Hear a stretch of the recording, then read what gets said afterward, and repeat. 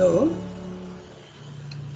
as we have already said, when we refer to the yoga, Raj Yoga of Patanjali, it is normally meant that the 8 steps which are there. So that we will briefly discuss because they have put that on the chat. So we will discuss the 8 limbs, but also in the when yoga term is used in the Gita, it does not necessarily mean that. Okay, so that's what does it mean? We will see. Okay. And Sankhya also is Jnana Yoga. And when Sri Krishna uses the word Gita, the yoga, it is normally the Karma Yoga. Okay, this is it uses these terms a little flexibly. So, I'm reading each sentence and then we will get into the details.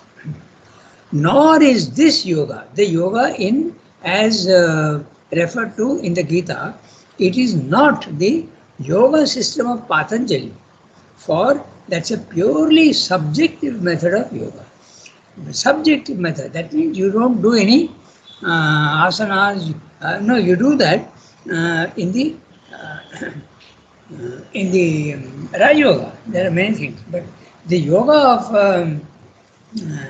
of the Gita is purely subjective. Okay, you don't normally do all the asanas, pasanas, and all that in the Gita. Okay, so and what is the system of Patanjali? As we already said, there are 8 steps: Yama, Niyama, asanas, pranayama, dharana, dhyana, pratyahara, dharana, dhyana, samadhi. These are the 8 steps. So very briefly, we will discuss these things, what they are.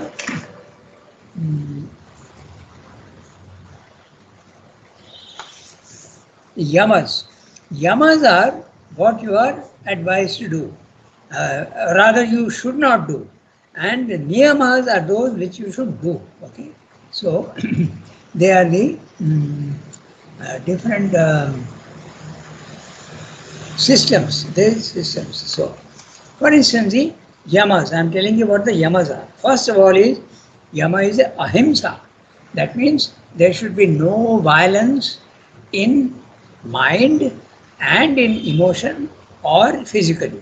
So ahimsa does not really mean only physical violence. It also means that there should be no hate, there should be no strong emotions against anybody.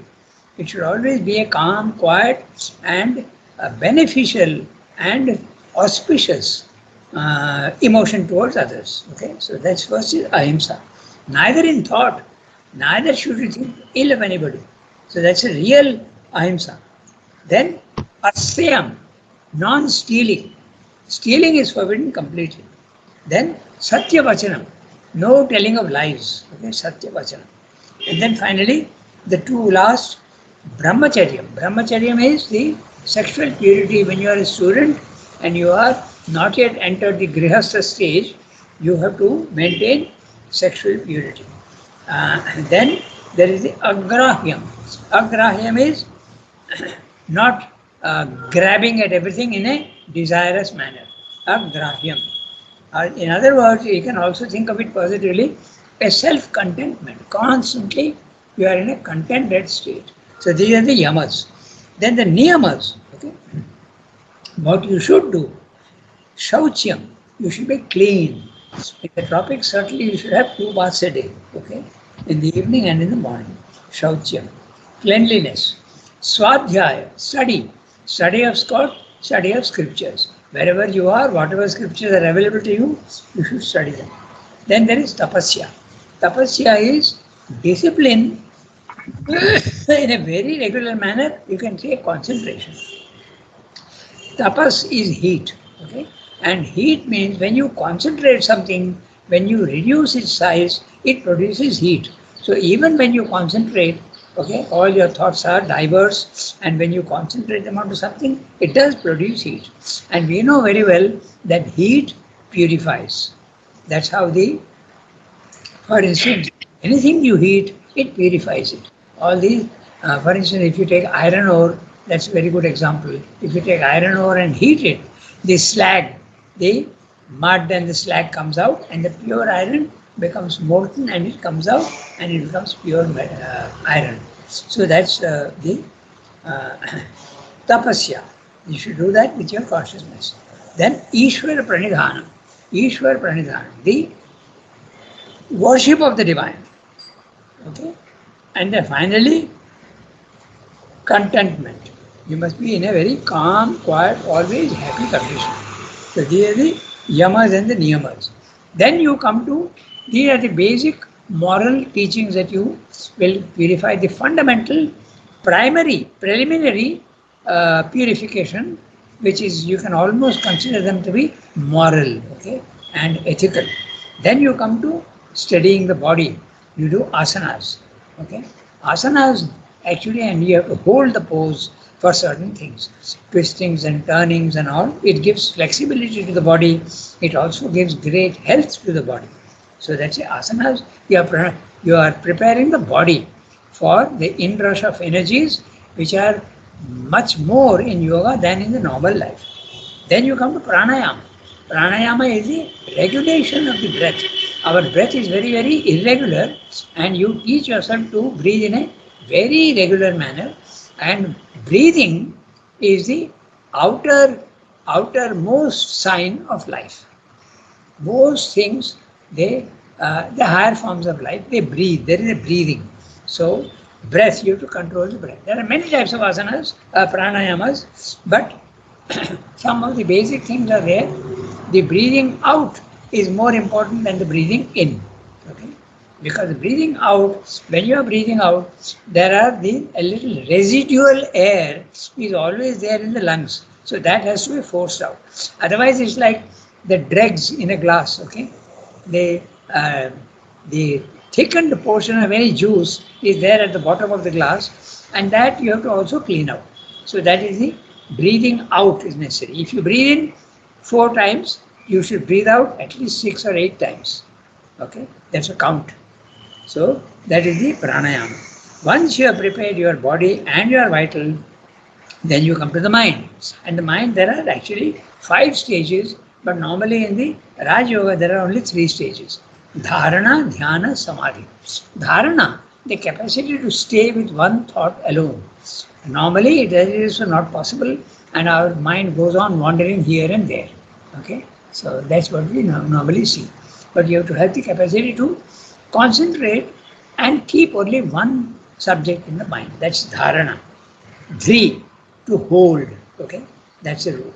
Then we have dhyana. In dhyana, you are thinking. There is a flow of thought, but the flow is only in one direction.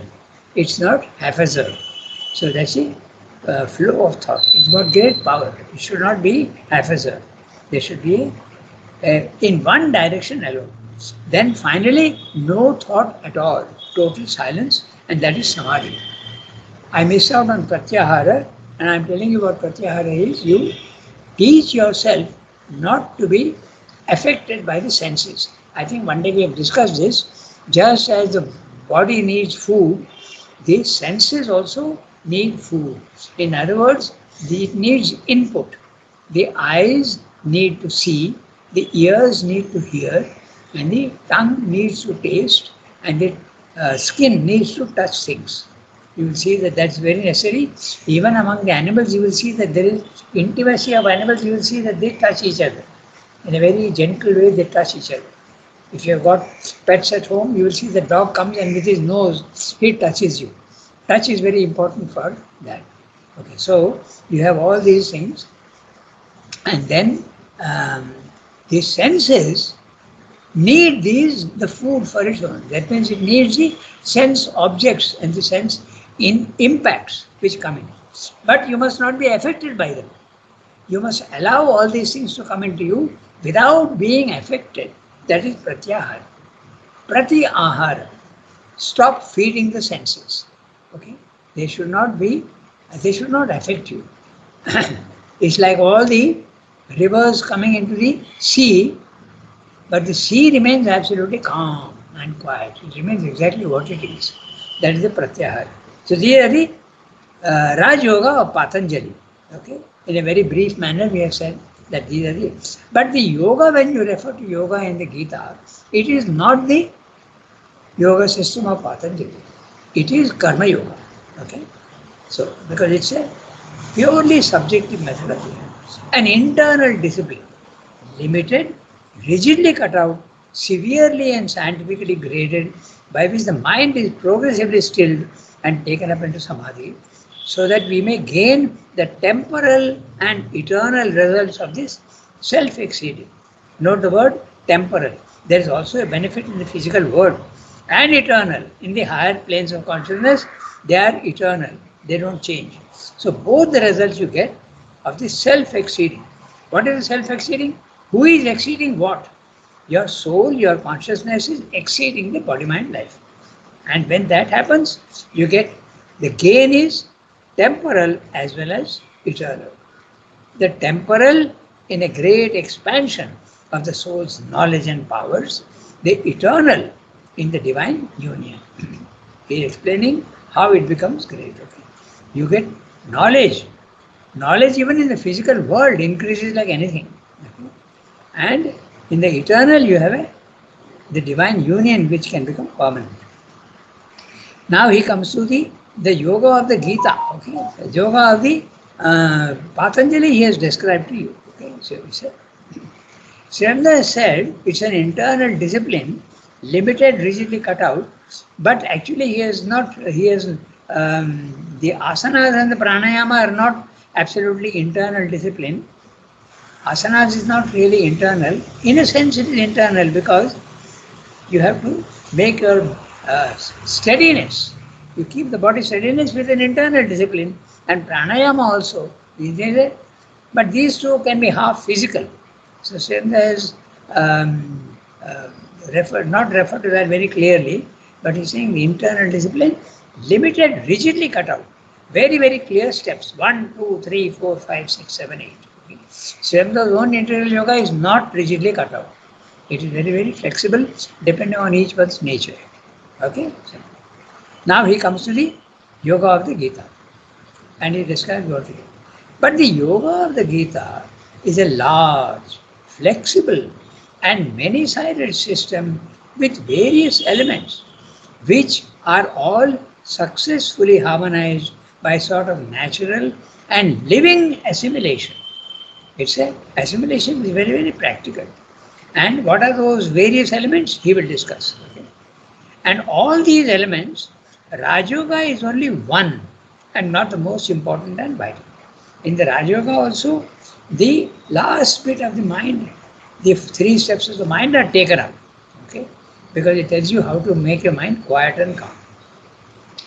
So this yoga does not adopt any strict and scientific gradation. So the strict and scientific gradation, that's why I went into the 8 limbs. Okay?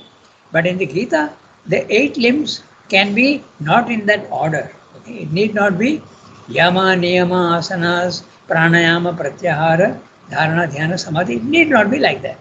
Okay? It can be mixed reaction. Okay? So that's the mixed sequence.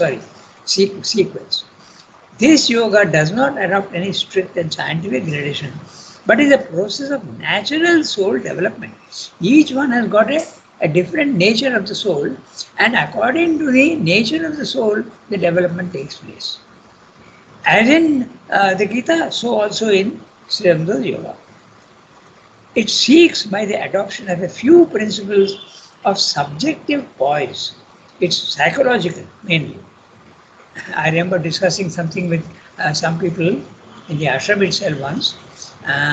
They were Westerners, and when I said that the integral yoga is mainly psychological and not physical based, they were a little surprised. But there is nothing surprising in that, na?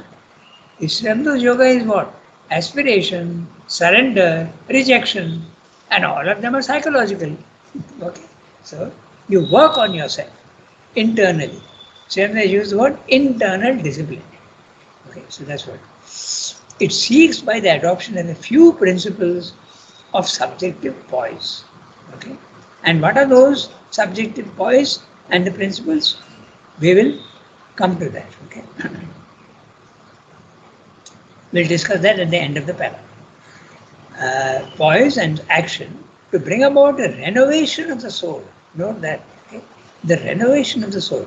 In other words, the old construction is maintained, but it is remodeled. This is the interesting part. Whereas the other systems, they want to reject all the imperfections. But in Srimad Yoga and also in the Samadhi, in the Gita, there is no rejection as such. There is only the remodeling. Srimad is using the word renovation. It's an interesting word. Okay, so renovation of the soul, making new again what is not perfect, make it perfect. Srimad uses the word also remodeling. Okay, suppose you think of your being as a house, some of the walls are broken, then something needs to be very dirty, grimy. So you have to take out the grime and repaint it and make it bright.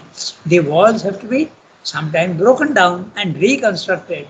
And some of the walls need not be there at all. For instance, the ego is a wall. You don't need that. So you remove that wall. So there is a renovation that takes place. It's a very interesting symbol, okay, of the soul, and a sort of change, ascension, or new birth out of the lower nature into the divine. Accordingly, its idea of samadhi is quite different from the ordinary notion of the yogic trance. I'll finish the para and then we'll come back to what is meant by yogic trance and what is samadhi in Gita. While Patanjali gives to works only its initial importance for moral purification and religious concentration, the Gita goes so far as to make works the distinctive characteristic of yoga. Okay? The Gita says works is more important. Change the nature of your works, make it a sacrifice. Whereas in the Patanjali's yoga, you are allowed to continue with your physical actions in the physical world, but that's only a preparation. The ultimate aim is escape from the physical world. But in Gita, it's not an escape from the physical world. All your actions also you are sacrificing and changing them altogether without running away from the physical world. Okay, that's it. While Patanjali gives to works only an initial importance for moral purification and religious concentration, the Gita so far as to make works the distinctive characteristic of yoga. You have to continuously engage in action and make your action not imperfect but perfect according to divine principles. Action to Patanjali is only a preliminary. In the Gita, it's a permanent foundation. You continue to act in the physical world even after liberation. And in Raj Yoga, after liberation, no more interest in the body and the physical world. No action at all. In the Raj Yoga, it has practically to be put aside when its result has been attained, or at any rate ceases very soon to be a means for the yoga. In other words, you don't use the action in the physical world as a help for yoga. You give it up. For the Gita, it's a means for the highest ascent and continues even after the complete liberation of the soul. There is a difference. So, even after you are completely liberated, the aim in Raj Yoga is to escape and go away and melt yourself into the infinite, indeterminable. But for the Gita, with that consciousness, continue to work in the physical world. That's what it is. Okay, clear? So, then, now he's saying, we go back to that, the principles of subjective poise. So what are the principles of subjective poise in the Gita? First is desireless action. Giving up the desire for the fruit of works. Nishkama karma. Then you have to go beyond the three gunas. You have to lose your identification with body, mind, life. Nistrai gunyam. Trigunatita. You have to become Trigunatita. Okay? And also the sense of doership. Ego has to disappear. In other words, you are not the doer. The doership of action has to be renounced. You are not doing anything. You have to realize it's a universal nature which is doing through you, making you dance like a puppet. And you are not even conscious of it. So this is the liberation will give you that knowledge. So this is what he's saying in this paragraph. Okay? So So, Sankhya earlier he has said, in Sankhya there is the three modes of nature, the Sattva, Rajas, Tamas, which the Gita accepts.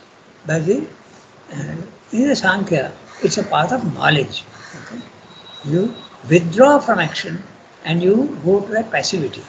Whereas in the Gita, it is only you go to the Ishvara, you go to the highest level but continue to work in the physical world. These are the differences between the Sankhya and the Gita and the Yoga and the Gita. Okay? In both Sankhya as well as Yoga, the aim is liberation. But in the Gita, liberation is only the primary step. After liberation, continue to work in the physical world. But note now, Sriyamdo comes in and goes to a third level. The first level is liberation for most of the Indian systems of yoga. The second is the Gita, which says liberation is fine, but that's the first step. Continue to work in the physical world, maintain the action in the physical world so that there is nothing is disturbed in the manifestation. Loka Sangrahana Artham. Okay? So this is the maintain the structure of the physical world by participating in it, not by running away. That's the idea. Now Sriyamdo comes in and says, fine, step number one, liberation is absolutely essential. Step number two, not running away from the physical world also is fine. But what about perfecting the lower?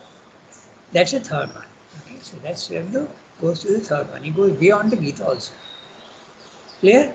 The three steps of yoga. Alright? So now we can read the next one. It's almost one page. This much has to be said in order to avoid any confusion of thought. So, who will read? I can read. Yes, you can. Go This ahead. much has to be said. This much has to be said in order to avoid any confusion of thought that might be created by the use of familiar words in a connotation wider than the technical sense now familiar to us. Still, all that is essential in the Sankhya and Yoga systems, all in them that is large, Catholic, and universally true, is admitted by the Gita, even though it does not limit itself by them like the opposing schools. Its Sankhya is the Catholic and Vedantic Sankhya, such as we find it in its first principles and elements in the great Vedantic synthesis of the Upanishads and in the later developments of the Puranas. Its idea of yoga is that large idea of a principally subjective practice and inner change necessary for the finding of the self or the union with God, of which the Raja Yoga is only one special application. The Gita insists that Sankhya and Yoga are not two different, incompatible, and discordant systems, but one in their principle and aim. They differ only in their method and starting point. The Sankhya also is a yoga, but it proceeds by knowledge. It starts, that is to say, by intellectual discrimination and analysis of the principles of our being and attains its aim through the vision and possession of the truth. Yoga, on the other hand, proceeds by works. It is in its first principle Karma Yoga. But it is evident from the whole teaching of the Gita and its later definitions that the word karma is used in a very wide sense, and that by yoga is meant the selfless devotion of all the inner as well as the outer activities as a sacrifice to the Lord of all works, offered to the eternal as master of all the soul's energies and austerities. Yoga is the practice of the truth of which knowledge gives the vision, and its practice has for its motor power a spirit of illumined devotion, of calm or fervent consecration to that which knowledge sees to be the highest. Yeah. So he is again making a distinction between the Sankhya and the. He is discussing here. In the previous one, he has discussed the yoga. Now he is discussing the Sankhya and his difference with the Gita. So this much has to be said in order to avoid any confusion of thought that might be created by the use of familiar words. The word yoga in the Gita as well as in the Raj Yoga are differently used. That's why he's making a distinction. The word is common to both, but you have to make a distinction. What do you mean by yoga in Raj Yoga and what do you mean by yoga in the Gita? He is making a distinction. That's what he is going to explain to us. He has explained already, but that's what he is saying. This much has to be said in order to avoid any confusion of thought that might be created by the use of familiar words in a connotation wider than the technical sense now familiar to us. Now when we speak of yoga, it's Raj Yoga. And now when we speak of Karma Yoga, it is Karma Yoga, as in the Gita. Still, all that is essential in the Sankhya and Gita systems, all in them that is large, Catholic, and universally true, is admitted by the Gita, even though it does not limit itself by them like the opposing schools. The opposing schools also say, no, they are totally different. How they are different also we will see. Okay? And the word Catholic is clear, it's nothing to do with religion. It means very wide-minded, all-embracing, not narrow. Okay? Which Catholic means all-embracing. It widens its wings and not like some of the other religions which are very narrow and say that only this has to be done and nothing else. The Gita is very Catholic. It includes all the systems and it's a synthesis that is large and Catholic and universally true. There are things which are universally true in Sankhya and there are universally truths in yoga systems, Raj Yoga, and the Gita accepts all of these. It's Sankhya. Now, the Sankhya of the Gita is described. Its Sankhya is a Catholic and Vedantic Sankhya, such as we find it in its first principles and elements in the great Vedantic synthesis of the Upanishads. It does not limit itself in the Upanishads. That means all the planes of consciousness are valid and at each plane of consciousness there is a difference. So the Sankhya limits itself to one plane and says that's the ultimate truth. But that's not true because you can be below and you can be above. If you are below that required plane of consciousness, you are Triguna, you are Traigunyam, you are in the identified with the body, mind, life. But if you are going to the aim of Sankhya, it is Trigunatita. You have to become beyond the three gunas. So you have to go beyond the three gunas. And that's the difference between the.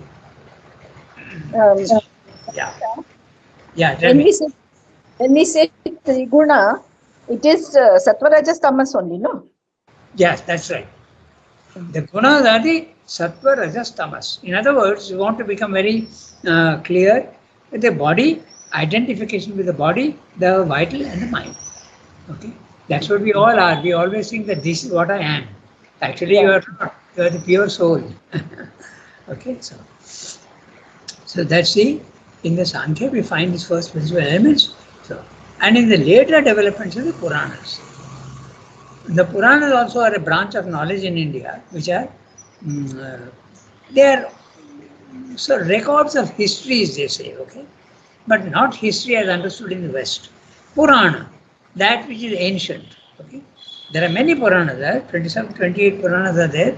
Vishnu Purana, then all sorts of other Puranas are there. Vishnu Purana is one which Ramdu read in great detail. I tried to read it, but it's not very easy to understand because it's all symbolic. Okay, it describes the first origins of the universe, how it came and all that. So it's history in a spiritual sense, not in the Western sense of history. Okay, so Purana. Then its ideas of yoga, its ideas means in the Gita. Its ideas of yoga is that large idea of a principally subjective practice. And we know that the Gita suggests the three methods of the getting rid of the nishkama karma, getting rid of the um, fruit, desire for fruit of works, okay, and also the ego and surrender. These are the principles that it constantly stresses upon the Gita. Its idea of yoga is that large idea of a principally subjective practice and inner change necessary for the finding of the self or union with God. So it is making a difference. Now, what is the difference between finding of the self and union with God?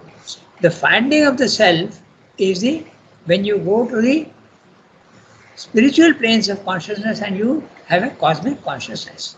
Okay, that's level 2 if you want. But union with God is a transcendent aspect.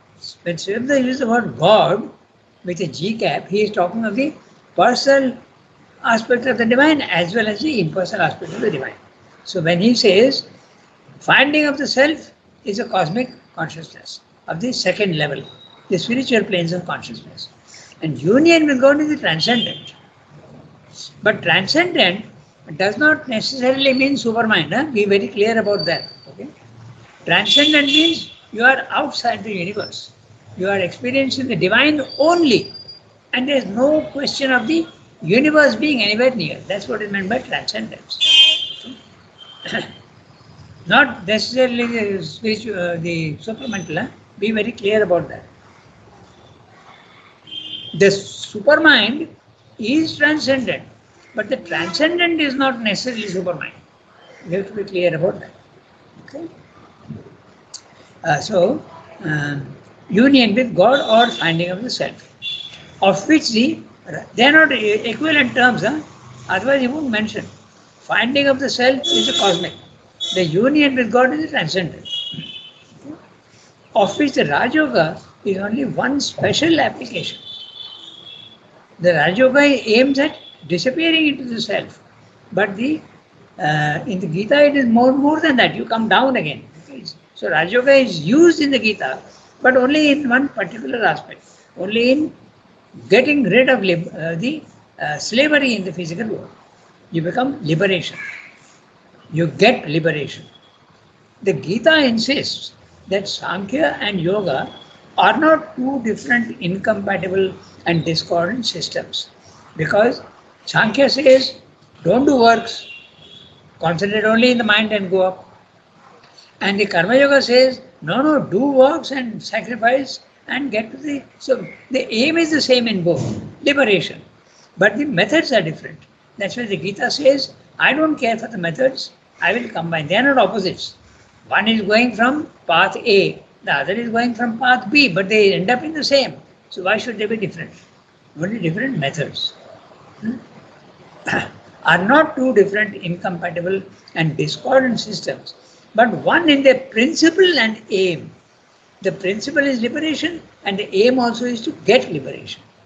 They differ only in their method and starting point. One starts by rejecting the physical world and action, and the other starts by accepting the physical world and action in the physical world. The Sankhya also is a yoga, but it proceeds by knowledge, not practical works. Sankhya is a sort of jnana yoga, you can say that. Whereas the karma yoga is not jnana yoga. It starts with action, concentrates on action, and offers all its actions to the divine. Sacrifice. The idea of sacrifice, yajna, in the Gita. It starts, that is to say, by intellectual discrimination, analysis of the principles of our being, and attains its aim through the vision and possession of the truth. So, intellectual discrimination, you must be able to distinguish between the false and the true, the permanent and the impermanent. That's usually what they say. Okay, you proceed by intellectual discrimination, viveka. Okay? You understand what is right and what is the permanent and what is the temporal. And analysis the principles of our being, very clearly the three gunas, sattva, rajas, tamas, analysis the principles of our being, and attains its aim through the vision and possession of the truth. So, finally, you go at the lower level, you are discriminating and using the analytical method of the Sankhya, and finally you rise and become Trigunatita. You go beyond the three gunas. Yoga, on the other hand, proceeds by works. It is Karma Yoga. Okay? It is, in its first principle, Karma Yoga. But it is evident from the whole teaching of the Gita and its later definitions that the word karma is used in a very wide sense, and that by yoga is meant this selfless devotion of all the inner as well as the outer activities as a sacrifice to the Lord of all works. So karma yoga, when you say, you are talking only of the will and the physical actions. All physical actions you turn to the divine. But in the Gita, physical action, vital emotions, mental thoughts, all are offered by sacrifice to the divine. Okay? That's a different serial pointing out.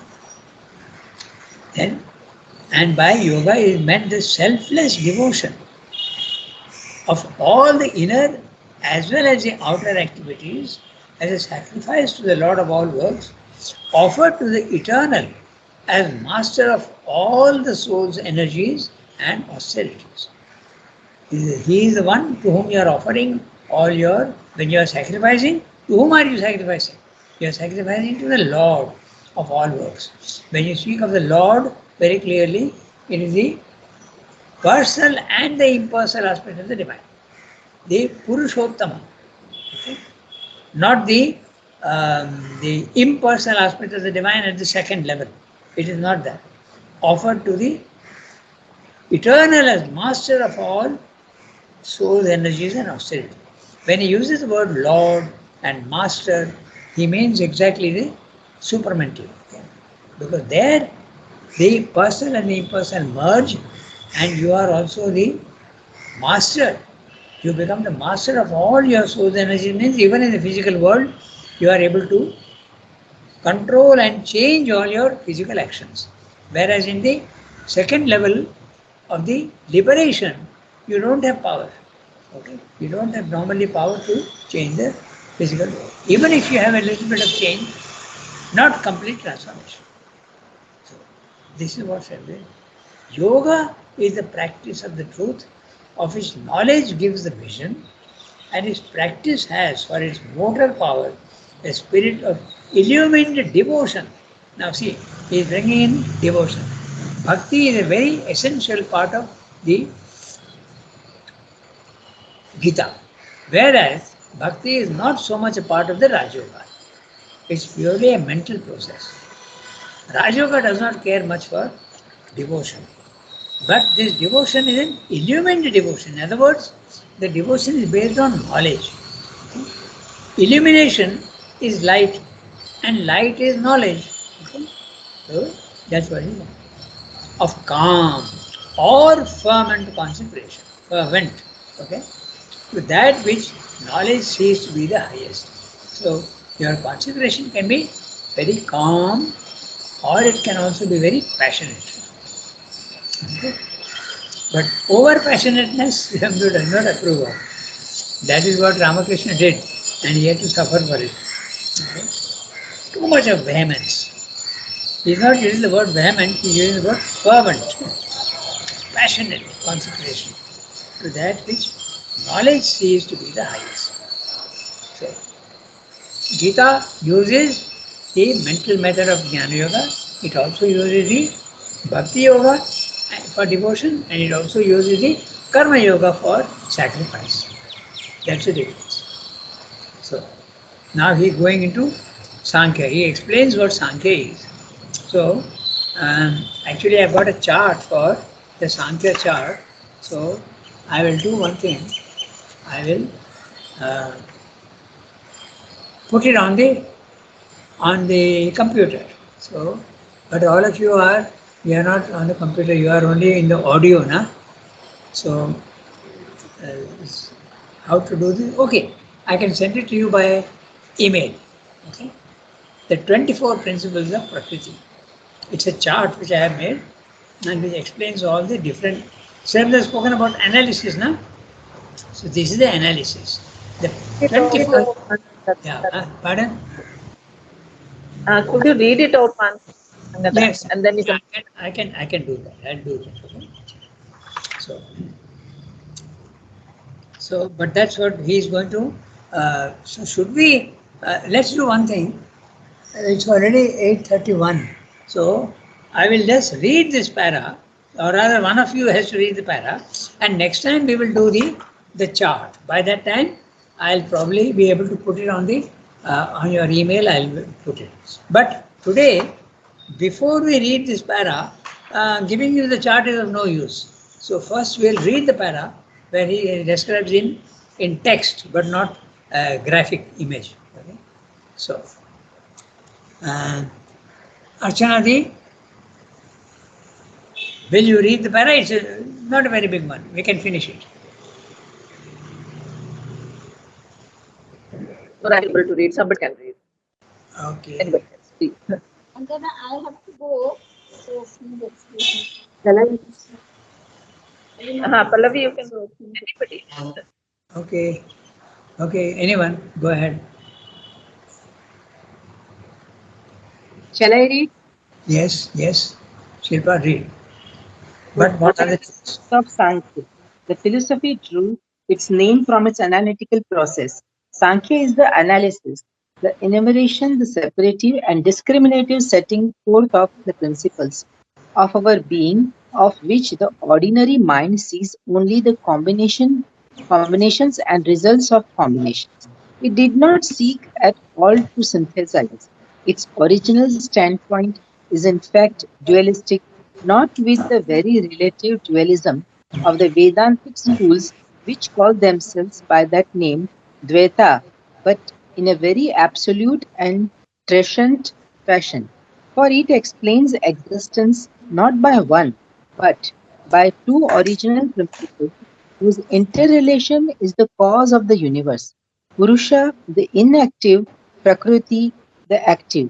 Purusha is the soul, not in the ordinary or secular sense, but conscious being immobile, immutable, and self luminous. Prakriti is energy and its process.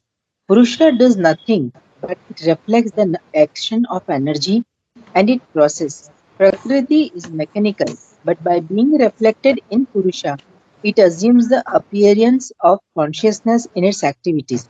And thus, there are created those phenomena of creation, conservation, dissolution, birth and life and death, consciousness and unconsciousness, sense knowledge and intellectual knowledge, and ignorance, action and inaction, happiness and suffering, which the Purusha, under the influence of Prakriti, attributes to itself, although they belong not at all to itself, but to the action or movement of Prakriti alone. Okay. So this is what he has described the principles. Okay. So he has described Purusha and Prakriti and their interaction. Then in the next paragraph also he goes into great detail to tell you the analytical. So next time we will redo this one and see exactly what he's saying. What exactly is Purusha? What exactly is Prakriti? How does it become a dualistic system? Okay, and also the analysis, the 24 principles of the Guna. Note the word Sankhya.